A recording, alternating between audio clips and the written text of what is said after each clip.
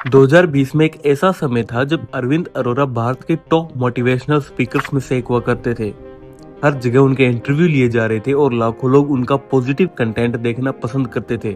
लेकिन बाद में उन्होंने कुछ ऐसी गलतियां कर दी जिनकी वजह से लोग उन्हें A2 मोटिवेशन की जगह देखे। यही नहीं, एक फीमेल लॉयर ने तो उन्हें रॉन्ग इन्फॉर्मेशन फैलाने के चक्कर में FIR तक कर दी। जब आप इन सबके पीछे का रीजन जानोगे तो आपको अच्छे से समझ में आ जाएगा कि अब YouTube कम्युनिटी में इनकी कोई रिस्पेक्ट क्यों नहीं करता। अरविंद अरोरा शुरुआत से कोई मोटिवेशनल स्पीकर नहीं थे। उन्होंने अपना करियर एक टीचर के रूप में शुरू किया था, जहां वह अनअकैडमी और वेदांतु जैसे प्लेटफॉर्म्स पे बच्चों को केमिस्ट्री पढ़ाया करते थे।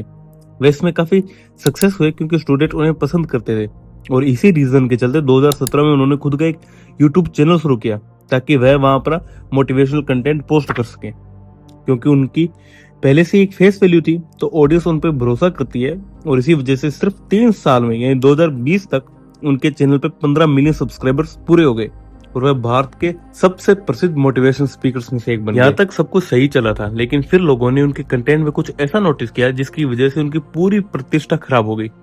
और जब इन सब में मिस्टर इंडियन हैकर इन्वॉल्व हो गए तो चीजें और ज्यादा खराब हो गई। पहले आप ये वीडियो क्लिप देखिए।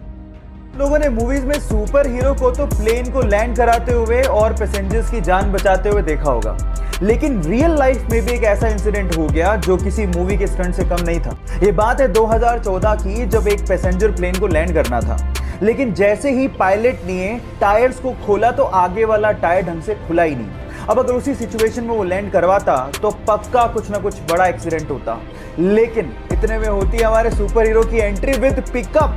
वो एक जीप लेके आता है और आगे के टायर को करवाता है लैंड अपनी जीप में और फिर प्लेन ढंग से लैंड होता है। ये घटना किसी स्टंट से कम नहीं है। बहरहाल उसने अपनी जाबाजी से बहुत से पैसेंजर्स की जान बचाई, तो इस बंदे के लिए 1 लाइक तो बनता है।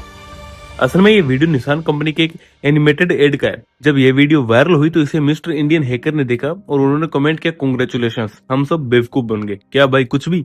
यह कमेंट देखने के बाद लोगों का भरोसा है वो अरविंद से उठ गया और अरविंद की वीडियोस पे लोग है वो भर भर के स्पैम करने लगे। यह कोई अकेली घटना नहीं थी। उन्होंने कई वीडियो में फैक्ट्स कम और गलत जानकारियां ज्यादा दी। कई वे प्रेमानंद जी महाराज को अंबानी से कंपेयर करते हैं। अच्छा, सबसे ज्यादा अमीर कौन है, मुकेश अंबानी या प्रेमानंद जी महाराज? प्रेमानंद जी महाराज। बहुत कंफ्यूज हैं भाई, बहुत ज्यादा कंफ्यूज हैं। तो कहीं आलिया भट्ट को जया किशोरी से। आलिया भट्ट ज्यादा खूबसूरत है कि जया किशोरी जी? जया किशोरी जी। लेकिन एट दी एंड 2023 में वे अपने स्टार्टअप कॉन्करर ऐप को लेके शार्क टैंक में पहुंच जाते हैं।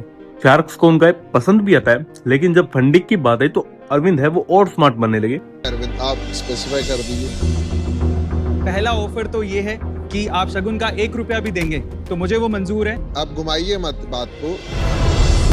जी करंट वैल्यूएशन डबल सिंगल नहीं, आप ये बताइए आपको कितने पैसे चाहिए? जी 40 लाख पे 1% इक्विटी। 40 लाख पे 1% चाहिए जी, पर हम यहाँ पर ये चाहते हैं कि अगर 40 लाख पे 1% इक्विटी हो तो हम लोग यहाँ पर 2% डाइल्यूट करें। मतलब क्या है भाई, इसका क्या बोल रहे हो? उनकी इन लॉजिकल पिच को सुनकर साक्ष भड़क गए और उनको फंडिंग देने से मना कर दिया। इस पर उन्होंने एक वीडियो पोस्ट भी किया।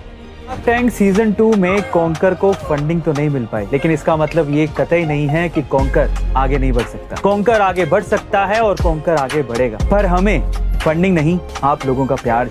इस वीडियो को देखने के बाद ऑडियंस ने उन्हें दोगलापन कहा और कहा कि अगर फंडिंग नहीं चाहिए थी तो कोर्स को फ्री कर देते।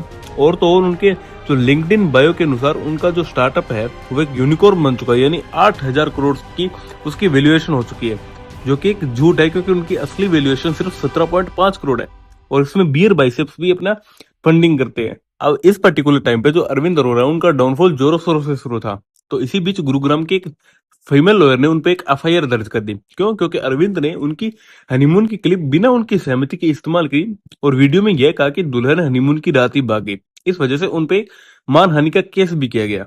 अब यहाँ तक देखते हुए उनकी जो प्रतिष्ठा है वो बिल्कुल खराब हो चुकी थी और उनके चैनल की व्यूअरशिप है वो 90% तक गिर चुकी थी। जहाँ पे अरविंद को मिलियंस में व्यूज आते थे, वहां पे अब लाखों में व्यूज क्रॉस करना भी उनके लिए मुश्किल हो चुका था। अब अपने डूबते हुए चैनल को बचाने के लिए उन्होंने ध्रुव राठी का कंट्रोवर्शियल वीडियो बनाना शुरू किया, जिसमें वह ध्रुव राठी को कभी जर्मन शेफर्ड तो कभी ये राठी नहीं राशिद है जैसे कहने लगे और उन्होंने यह तक कह दिया कि यूट्यूब भी इसमें दूध का दूल्हा नहीं है।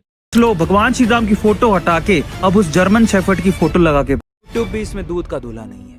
आपको ये बात समझ लेनी चाहिए, अगर उसकी वीडियो हर बार आपको दिखाई दे रही है तो उसके पीछे YouTube है और YouTube US का है और US कतई नहीं चाहता कि इंडिया में मोदी की सरकार बने। बहुत कंफ्यूज हैं भाई, बहुत ज्यादा कंफ्यूज।